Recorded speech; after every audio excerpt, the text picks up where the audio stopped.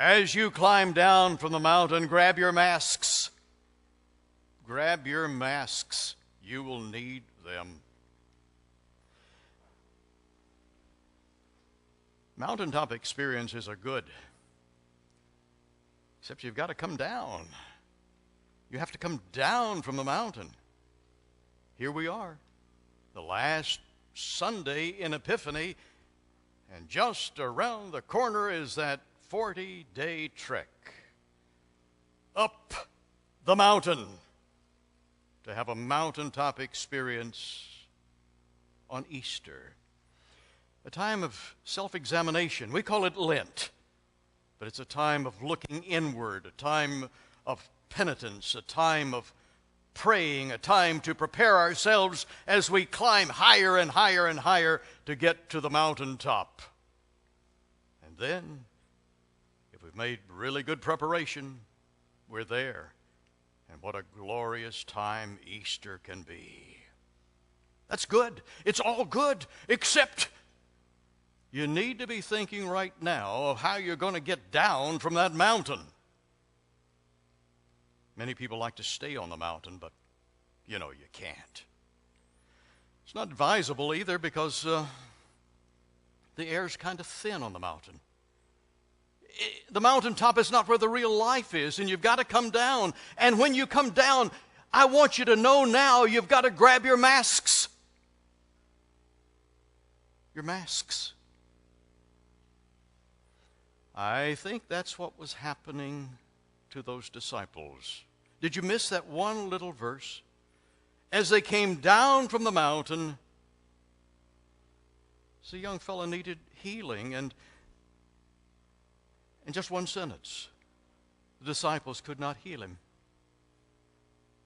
The disciples could not heal him. The disciples that were chosen by Jesus to do the miraculous works of Jesus after he was gone, now they come down and they can't do it. Why can't they do it? The wrong mask. It was the wrong mask, I believe. Masks are fascinating. There's something about a mask that attracts us, but at the same time it repels us. There's something about a mask that makes us wonder what it would be like if the mask is removed. There's a great resurgence of people who were interested in masks in the 16th century in Italy. As a matter of fact, you've found it many times in the theater in Rome, where one would wear a mask in the play, and later on, women who, if they wanted to be very, very much in fashion, would go out in public wearing a mask. And it spread to England, and even the masquerades became popular with people wearing masks, but they would have to remove the mask at midnight, and then you would see the revealing of the true person. Michelangelo was a genius. He was a sculptor. He was an engineer.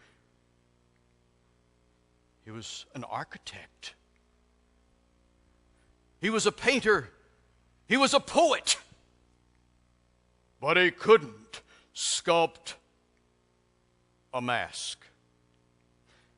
Artistically, he could. But theologically, he couldn't, because he didn't understand the Vulgate. He was not an interpreter of the Scripture, even though he was such a genius in so many other ways. He didn't understand it when he thought that the translation of horn meant that Moses wore horns. And if you've ever seen those two sculptures that were the beauty of his handiwork, that one of David, and then 10 years later, that one of Moses, you see Moses with the horns. And that's because he didn't understand the Scripture, even though he was a genius in so many other ways. He couldn't do a mask. We do masks. And as we come down from the mountain, after that experience at Easter, having fully prepared during the 40 days we call Lent of self-introspection, we grab a mask. Have you grabbed the right mask? Because some masks you will inevitably have to put on, and yet there are some masks that will hide God from you. There's some masks that will hide you from each other. And there's some masks that are a necessity. I believe when the disciples came down the mountain after the mountaintop experience, and they were still trying to figure out what it was, except they knew they were blessed. They couldn't have experienced what they did without having received special recognition from God. They knew that. And I believe seeing the faces of Jesus and his countenance changed, and seeing the face of Elijah and Moses helped the disciples understand one thing when that cloud finally went away. The cloud that had overshadowed them finally went away. And there were not three people there, there was only one. Jesus Christ. Then they understood. But maybe they understood only too well. Because when you have a mountaintop experience, it's so easy to believe that God has kind of favored you over others. That somehow God has given you some kind of special favor. That somehow God likes you best. And so it's possible those disciples came down, and the Scripture says they could not heal. They could not heal. But you see, they were later able to heal because they were not the healers. They were the instruments. So many times it's easy to become puffed up. It's easy to believe that God has given us some special favor. And sometimes our own puffed up attitude holds us back from God. Sometimes instead of trying to work out a relationship with God through Jesus Christ, we try to work out a relationship with God through ritual. And sometimes when we substitute the ritual for the relationship, we're placing a mask over our face, a mask that keeps us from seeing God. Wrong mask. Wrong mask. And what about the mask that separates from others? Sometimes we have to put it on at least for a moment. But then in their strength, if we will allow God to give it, we can jerk it off. But they're masks that we put on because of our insecurities. They're masks that we put on because of our own foolishness. They're masks that we put on because somehow we don't like our cry buttons to be hanging out, to have someone stare at them or step on them.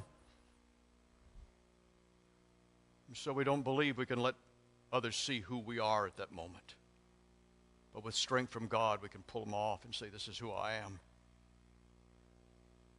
I need to be accepted for who I am. And we need to accept others for who they are. It's so easy, and I'm sure you've seen it happen in your own life, when you've been friends with someone and yet something has happened to them. Maybe fame, maybe fortune. Maybe they have found other friends and somehow you're not in that group anymore. And you say they've changed. Well, they have. They're now wearing a different mask.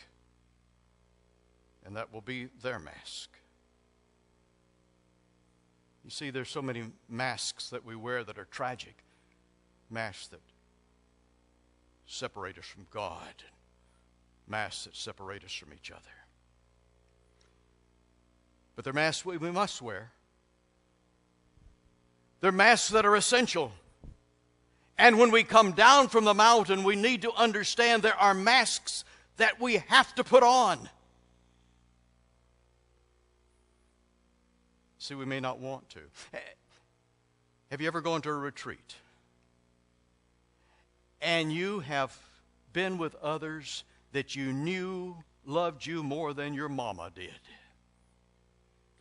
And yet you came home and something happened. Wait a minute. Was that the same person at the retreat? Is that the same person that sang with me? We held hands and we hugged and we kissed and didn't even say hello to me today. Yeah, it's the mask. But they're masks that we have to wear.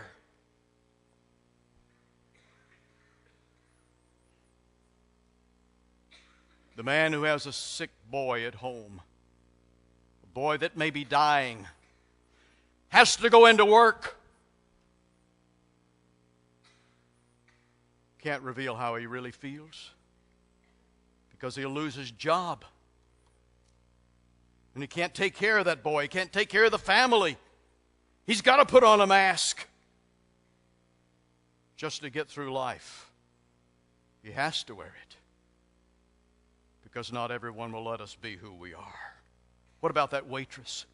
What about that waitress going through a divorce? She's crying all night. Can she cry when she goes to work? No, she can't, because she'll lose her job.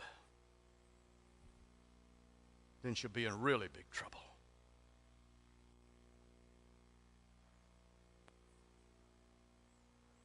What about you and me? When we visit someone we dearly love, and we've heard the diagnosis is that they are dying, and we're standing there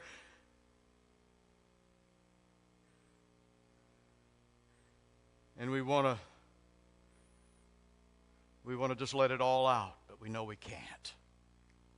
It's not the time to do that. We need to give that other one strength, and so we put on the mask because we care about people.